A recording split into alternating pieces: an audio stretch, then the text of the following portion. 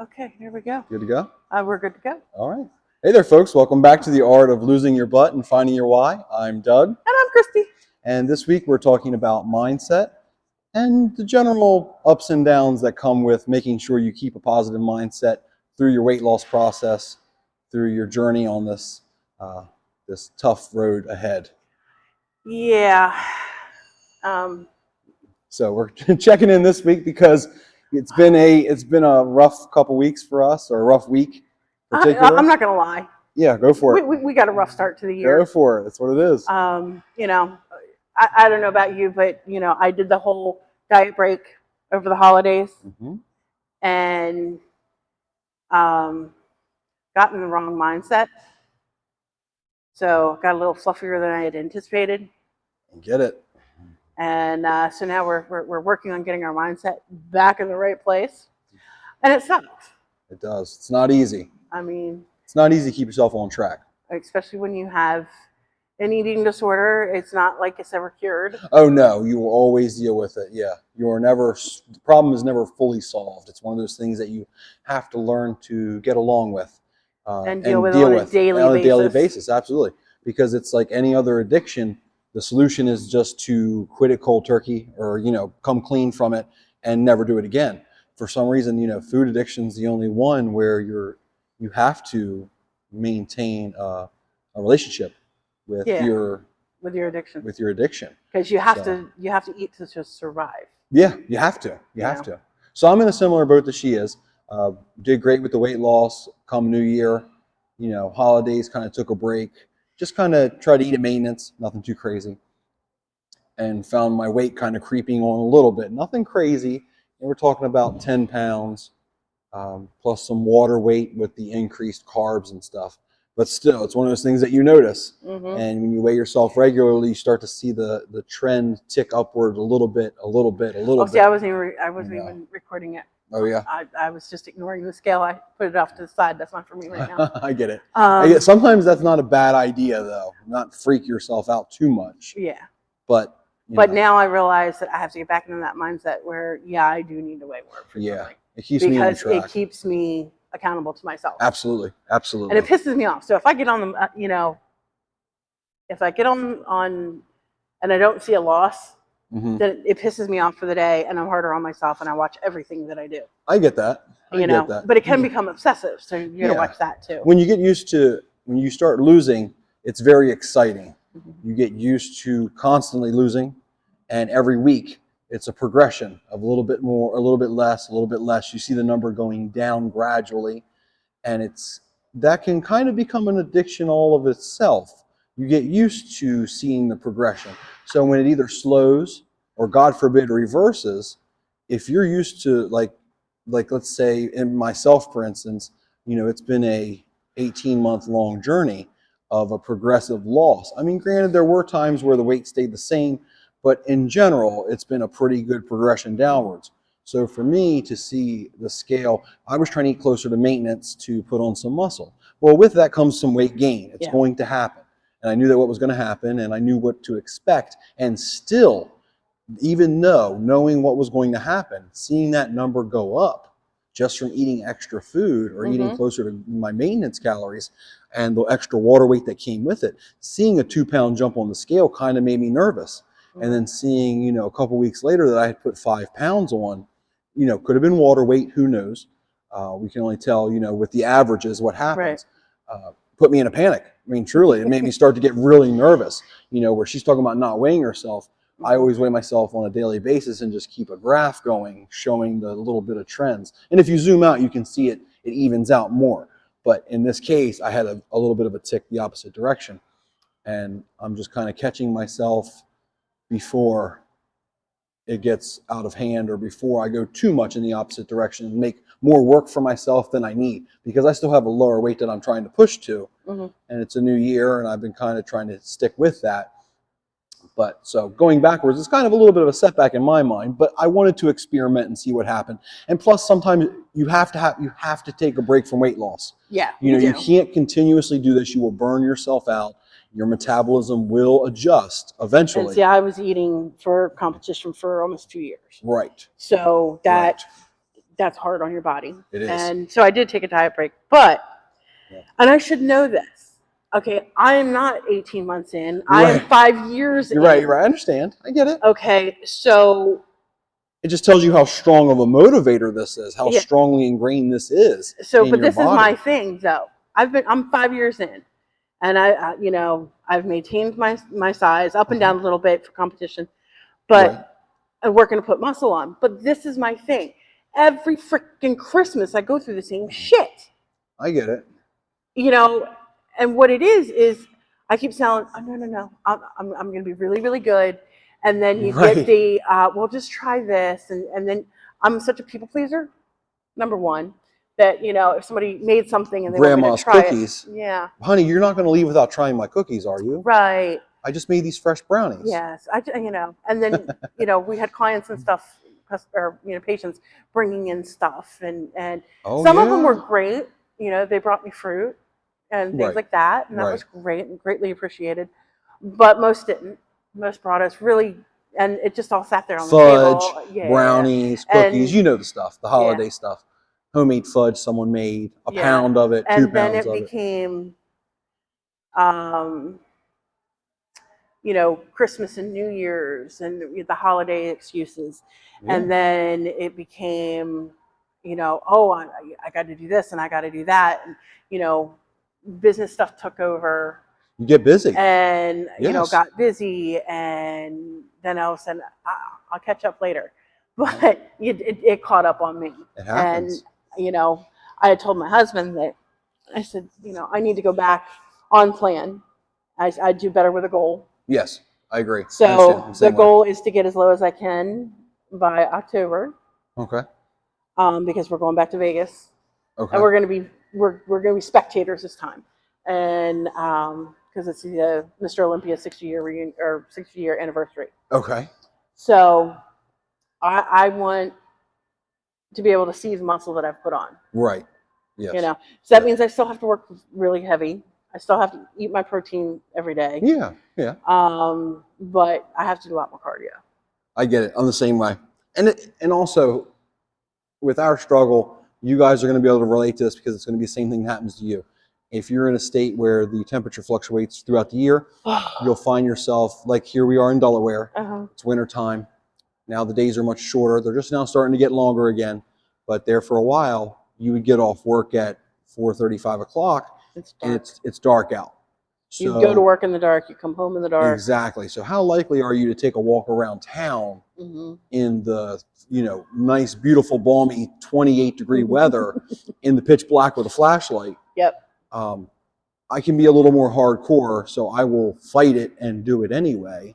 Yeah, he'll go for a walk in the rain. And I'll look for the benefits in it and say, oh, you burn twice as many calories if you work out in the cold.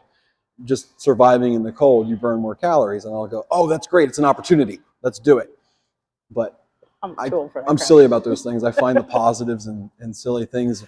And that's why I find myself walking alone in February, because the group of 5 people that usually join me, or 4 people or however many normally do in the summertime, there's no one to be found in February. But it is very nice on the path because you don't see anybody. There's nobody else out. We're hibernating. That's why. Everyone else is inside where it's nice and comfy and warm. And, Well, and that's like this past Friday. Okay. It was actually kind of nice. Yes, it was beautiful. So I took off. Yes. I took off an hour and a half early and went and picked up my husband, and we went walking through the woods. Oh, that's great. So we went for, a hike. Nice hike. We actually have wooded areas that are next to the water line. Yes. So we went walking through there and everything. All was great until we came up on a duck blind. Okay. And somebody had cut all the mallards' heads off and nailed them to the tree around their duck blind. And it was a little creepy. So it was time to go. Yeah. Little time to go. But it's a hunting area. It's kind of one of those things you got to watch out for. Little Blair Witch for me. But so anyway, we, did that. And then 2 weeks, the week before that, we were freezing to death. Right. And then the week before that, it was 75 degrees and we were walking barefoot on the beach. Oh, it was gorgeous that one Sunday. We hit like 70 degrees here. Yeah. And now it's 30. But yeah. For that one day, people were out on their bicycles with T-shirts. There was guys riding past my work with their shirts off. And it's like, only in Delaware can it go snowing in 25 degrees to 70 and beautiful. People trying to go to the beach.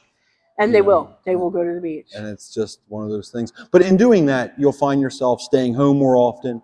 You burning less calories because you're not doing as much. You leave work and you want to go home. You want to make a pot of soup. And then you also have that decrease in vitamin D. Oh yeah, you're not getting because you're vitamin not D. getting the sunlight that you should, the natural sunlight. Right. I mean, your whole circadian rhythm changes. When you get less sunlight like that, you come out and it's dark, and your brain is actually tricked into thinking it's dark. It's time to start winding down for the day. Yeah. So it makes you actually physically less likely to go fight to go to the gym. You get off work, it's dark, your brain goes, okay, it's time to start winding down, and you find you don't have the energy in you to go to the gym somehow. It's like in the summertime, you ever find yourself at 9:30 at night in July just doing stuff around the yard, and you're like, this is strange, it's getting late, and you can find yourself having to remind yourself of the time to go inside. Yeah. It's the exact opposite in the winter. You'll find yourself having to fight to get the cardio in. And that was one of the things that I noticed, and I think it gets worse as I get older too, is that seasonal depression stuff. Oh yeah. Because of the lack of vitamin D. Yeah. There for like weeks I was waking up because first of all we don't see sun a whole lot in this time of year. Right. It's not that it snows. It just like today it just rained and was drizzly all damn day. Yeah. But like I was waking up angry. I was waking up pissed off. Like I'm sleeping good, but I just was angry. And what I realized was I haven't been taking my vitamin D. Oh. So I started taking that, and I'm like, oh, there I am. You'd be surprised. It's amazing what a difference. Something just as simple as some sunlight throughout the day and the afternoon can make a difference in your body. They laughed at me today because today we had a big front coming through, so everybody up north got snow, but yes, we were just under clouds and drizzle and rain, cold and wind. But at one point the sun came out. Oh yeah. And I looked outside and it was sun and blue sky, and I went running out the building. Yeah, like, oh my God, look, the sun. And I'm like, oh, and I ran out into the sun. I'm like, oh yeah, and I turned around like, oh crap. And there it goes. Dang, this big old dark cloud rolling in. I'm like, yeah, that's it. I enjoyed the exact 30 seconds. 30 seconds of sunshine. Oh, and I laugh about this, and then I think, talking to my nephews who lived in Washington State in the upper Northwest, and they talk about it being so dreary there in Washington State near Seattle that they see the sun so few times during the year that when it is a sunny day, like the schools darn near shut down because everyone doesn't show up. Yep. Like people call out of work for a sunny day.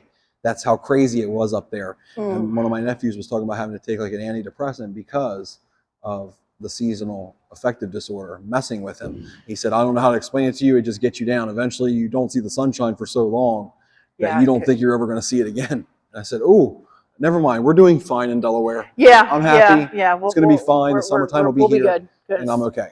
Yeah. I can't do it. I can't. That's what I told him today. I said, there's no way I can live in Washington. It doesn't affect me as much, I don't think. But it did when I was younger. Right. But the older I get, the more I notice it. I believe that. That's possible. It's certainly possible. I know. I'm just too stubborn. I'm too hard-headed. Like walking in the dark with a flashlight. It's the same thing. It's like, okay, it's cloudy, it's raining, and people are like, I don't want to walk. Yeah. And we get off work, and I'm like, I'm going to do extra walking today. Like, all you got to do is put on a video of, like, David Goggins talking about walking or working out when the weather's bad, and him saying, it just means nobody else is going to do it. So I'm going to be the only crazy person that's going to do it. And I'm like, okay, I'm going to be the crazy person that does it. And that's what keeps me going. To meet him at the Arnold. Yeah, I couldn't find him. He was in an off-site. For some reason they had him with the kids stuff. Oh. And we couldn't find where the kids building was. Huh. And I'm like, okay, so I'm seeing him. But I know. I can tell you that if you ever feel down, if you ever feel a little bit less motivated than usual, just put on a video of him talking in general. But if you put it, specifically search for a motivational video of David Goggins, I guarantee you by the end of it, you'll be ready to get something done. Yeah, well, because he just has a way about him that is, come hell or high water, he is going to do it. You know, and I love that. I love the mentality. I mean, it might be a little hardcore for most, but yeah, for me, it's like it's to see doesn't someone go mince through all words. that, right? Yeah. To see him go through all that and still keep going, like it's, you know. And see, I'm more of a Les Brown kind of girl. Yeah. Okay. Les Brown, you know. Yeah. His laughter is infectious anyway. But you know, he's extremely motivational. Oh yeah, absolutely. But he does it with a sense of humor. Yeah. So. And David's gotten better about that too, working more humor into it, not as hardcore with everything and, you know, screaming at you or anything, but there's just something about that mindset of no matter what, I'm going to do this. That just blows my mind, and I love it. So I strive for it sometimes. Not all the time, because you can't do it every day. You're going to have days where, you know, things just, you need to take a break. You know, you can't do it every day. Some people can, but for me, I need a break from pushing that hard. Yeah. And it's a good thing for me. It's the same thing with the dieting. You know, you take a break to eat closer to maintenance, let your metabolism reset, and then when you go back at it again, your body is resensitized to the deficit of calories, and you'll start losing again. You won't hit a plateau. Same thing with exercise. If you find yourself, you don't progress in the gym anymore, if you take like a week deload, which is where you lift half the weights that you normally do, then when you take a couple days off, not a lot of days, but just a couple, and then when you come back at it, start at a lower weight, and you'll have the same exact results at a lower weight, and you can just progress again. And that would be called periodization. And that was one of the things too that I noticed. Even though I did get a little fluffy, I've gotten stronger. Oh yeah, you put on muscle when you're gaining weight. There's no doubt about that. I'm lifting well beyond what I was doing maintenance before competition. Oh, I believe that. I mean, 20, 25 pounds heavier on everything. See, that's great. You know, so, and it's full, I can do, you know, 6 sets. And that's what that's how most bodybuilders do it, is they bulk and they cut. Yeah. You know, you add on, you eat above maintenance and you work out hard and you put on the muscle, but you put on some fat with it. It kind of comes, it's part of the program. You got to accept that you can't just put on muscle. You can, but it'll go on slower. Yeah. You put it on as the optimal way, you're going to put on a little fat with it. And then you build your muscle, you get as much muscle as you can out of it. And then once you get to a body fat percentage that you feel like you should start cutting back down from, you stop, you maintain for a little bit, and then you go back into a deficit, and then you cut the fat off while maintaining the muscle, and you end up being shredded. Yeah. It takes some time, takes some cycles. And that's what I'm doing now. You know, and you just rinse and repeat. And that's how it works. And it's just one of those things you got to get used to. You can do both at the same time. If you're a beginner lifter, you can lose fat and build muscle at the same time, albeit at a much slower rate. You'll lose just a little bit of fat at a time, and you'll build just a little bit of muscle at a time. But in general, you want to stick with either one or the other. You're either cutting to cut the fat off, or you're bulking to add on some muscle with the side effect of a little fat that comes with it. Yeah, this time I decided I'm just cutting. Yeah, and that's what I remind myself of, because that's the only way I can stay motivated, or else I would get so upset about putting the weight on, you know? Well, the mindset is where it's all at. It truly is. You got to watch it, because you'll get yourself in a funk and find yourself with your wheels spinning, and you'll be laying in bed at midnight sitting there going, why did I eat that? Or something, you know, something silly. You ate an extra cookie or something, and just like, oh my God, that was whatever, 300 calories. It's like, oh, stop obsessing. It's going to be okay. Yeah, it's going to be okay. But it's that behavior though too. Like you said, you got pissed off and went to McDonald's. Oh yeah, absolutely. Happened to me yesterday at the DMV. Nobody is exempt from emotional eating or any of those kind of responses that you may have. I myself waited in the DMV line for an hour and 45 minutes just to fail because of a technicality. That was the only way it could be fixed was time and mileage on my vehicle. The computers had to reset. No big deal. It just meant that I wasn't going to get it done that day. I was going to have to come back Wednesday night. But because I had sat in line for 2 hours, I felt like I had wasted my whole day. I really didn't. I had only been there for 2 hours. No big deal. 20-minute drive to the DMV. I did stuff that morning. I had stuff to do that evening. No big deal. But in my head, I left that DMV feeling like I had wasted my whole only day off work. Mm-hmm. And sure enough, found my ass pulling right into the McDonald's. I'm right in the drive-thru getting a quarter pounder with cheese. I haven't been to McDonald's in probably 2 years, probably, I'd say. Mm-hmm. And found myself sitting right in the parking lot, eating a cheeseburger, scrounging away on it. I mean, I didn't get any sodas or anything. I had my jug of water from the gym, but still, it was enough that I'm sitting there eating this burger, like pissed off eating. And I'm like, and then I got done it. I'm sitting there thinking to myself, that didn't make anything better. And that didn't taste as good as I remember McDonald's tasting either. I remember McDonald's like being the holy grail. It was so delicious. It was always the best thing ever. It like fixed all my problems. And yeah, if it's not. No, it doesn't do that anymore for me. And I'm just thinking, am I going to get sick from this because I don't eat this all the time anymore? And I'm just worrying about that. That's why I don't eat that stuff anymore. I'm like, it's going to upset my stomach, I'm sure. I'm going to go home just in case. So I've been coming off that sugar thing. Oh, yeah. Okay, so detoxing from Reset the sugar.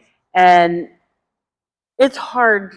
I fell back into that cycle of at night, I want something sweet after dinner. I understand. And man, I do. The thing is, I had the Ninja Creamy protein ice cream. I could have blended that up, ate it with no guilt whatsoever. Yeah. But no. What's easy? I wanted the cookies that my husband had. What's easy? The cookies were. You know what I mean? Yeah. That's always my problem. But then the other thing is, then I realized what I'm doing. And I still could have gone out and gotten the damn ice cream. Yeah. Blended it up and been fine. But no, what did I do? I grabbed my water bottle. Started sipping on water. Sucking down the water. Yeah. While he's eating his cookies. And he looked over at me. He goes, do you want a nipple with that? So now it's my baba. He's like, did you forget your baba? It's what, whatever it takes. Whatever it takes. But yeah, and this was that internal thing. And I woke up in the morning and I realized I was so freaking stupid. Instead of fighting it, I could have just gone and gotten my protein ice cream. Yeah. Usually works. It wasn't that big of a freaking deal. Usually works. But, I wanted something and I was telling myself I couldn't have it. And I acted like a child. You got to fight it. Yeah. Yeah. I get it. And see, it's much harder for you than it is for me because I don't live with anybody. Right. So I'm not worried about I'm going to say a regular person, but I don't have anyone else there to have their sweet treats like laying around. Right. So the only thing that I have in the house is what you can eat. I can eat. And granted, every once in a while there's things that are given to me. Someone gives me a box of chocolates for Valentine's Day, or I don't know, somebody gave me a thing of Pop-Tarts that they didn't like the flavor of. But my whole deal is I try to have some splurge stuff, 1 or 2 things, but I try to keep like the healthy alternatives to everything around, like Cheerios, just for instance, where if I'm craving a sugary cereal some nights, I'll just have a bowl of Cheerios and just be like, okay, this is cereal. And eventually your brain learns that it's not as sweet as you remember it, but it gets to a point where you get so used to it and you get relearning the sugar flavor that Cheerios start to taste sweet. Or, even Honey Nut Cheerios. Like Honey Nut Cheerios taste sugary to me. Yeah, that is real sugary. And it's one of those things that, it's the same thing with like ice cream and those sorts of things, having a protein blended ice cream ready to go. Or having, if I want a candy bar, instead I have the Snickers high protein meal replacement bar, or the gym bars, protein bars pretty much that they make. And it's a healthy alternative. It looks like a Snickers. And if you get used to eating them, they start to taste just like a Snickers. But, if you're craving something, it's a great alternative. And it does makes a difference. Your taste does change. Oh, absolutely. But after having all the sugar and everything over the holiday, it's like I had a detox. Tasty foods will get you every time. It's what your body wants. If you eat chicken, rice, and broccoli every day, eventually you won't be as excited about mealtime. And for me, that was a good thing because before I would get hype. I mean hype about eating. Like it was like a big thing. Like, what am I going to make for You'd be dinner? thinking about what am I going to have for dinner? Preparing at lunchtime. I'd be eating lunch, thinking about making breakfast for dinner that night. Am I going to make French toast and pancakes and scrapple? And and eggs and all this, and I'm eating my lunch. Yeah. Something about that doesn't make sense, but I would be that excited about the food and the preparation of it. So instead, you get used to eating something that's a little bit more boring, and you just splurge every once in a blue moon. Right. And when you do that, it makes those things taste that much better. But also, it makes you not so food focused, would be the best way I want to put it. Because eventually you get used to eating tasty foods, and you start the next meal, you start finding yourself thinking about the delicious food that you're going to have next. Well, and that's how I knew things were getting bad. Okay. Because my husband got these donuts from Aldi. Okay. Yeah. And they're chocolate coated vanilla. They're really, really good donuts. They're nice and moist and everything. Uh-huh. And he got a box, and he ate the entire box and didn't even offer me one. Oh. And that was over the holidays, or for Christmas. Right. And for Valentine's Day, they brought them back out. Okay. And I saw them. I saw them in the store. And so I was like, oh, there's donuts. And don't you know, I made sure I got a donut. Your donuts, but I'm getting one. Yep, but I'm getting one, exactly. Because it was still that mentality of, wait, I didn't get one last time. You ate them all. I get that. I do. And it's like, whoa. And that's when I really had to stop and think, okay, you need to go back to basics. Right. That's true. You got to catch yourself. Yeah. Your mindset will very slowly shift. You'll find it going in a better direction or a worse direction if you let it just go, if you don't keep a mindfulness about yourself. It's really important, and that comes with everything, but especially with the eating, because you can find yourself, I say slippery slope as, joking, but I'm being serious. You'll find yourself slowly sliding back into old ways without realizing it. Like me yesterday. I got so angry and frustrated that I found myself like 5 bites into a burger before my mind had fully processed what I had just done. Yeah, you really think about that. I mean, I was thinking about that. Like, it actually upset me because, and I want you guys to think about that too, really thinking about what you're putting in your mouth before you put it in your mouth. Because I really mean that. I was halfway done with that burger before I processed, I am actually eating this burger right now because I am pissed off. Not because I had a hunger impulse. I may have been hungry at the time, but I wasn't that bad to where I needed something right that moment.